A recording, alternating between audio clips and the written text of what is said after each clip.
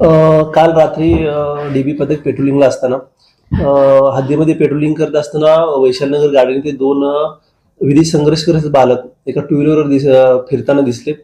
त्यांना आम्ही थांबून त्यांच्याकडे चौकशी केली असता गाडीबाबत अधिक चौकशी केली असता गाडीबद्दल त्यांच्या कोणत्याही प्रकारची माहिती नव्हती का त्यांच्याकडे कोणत्याही प्रकारचे डॉक्युमेंट नव्हते.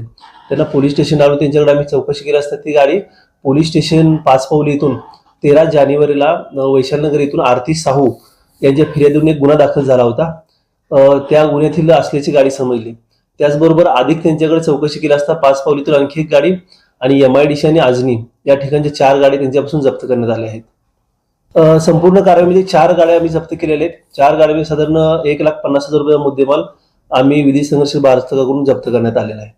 आरोपी हे नाबालिग आहेत. त्यांच्या अगोदर पण वाहन चोरीचे आणि घरफोडी त्यांच्या अगोदर पण रेकॉर्ड आहेत.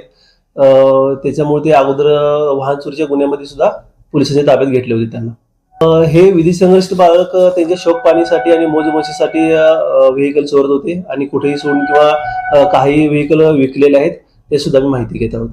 या कामगिरीवर माननीय वरिष्ठांच्या मार्गदर्शनाखाली डीबी पथकाचे मुकेश यादव, रवींद्र राऊत, सुशील रेवतकर, राजकुमार पाल, युनुस खान आणि अमित ठाकूर यांच्या पथकाने कारवाई केली आहे.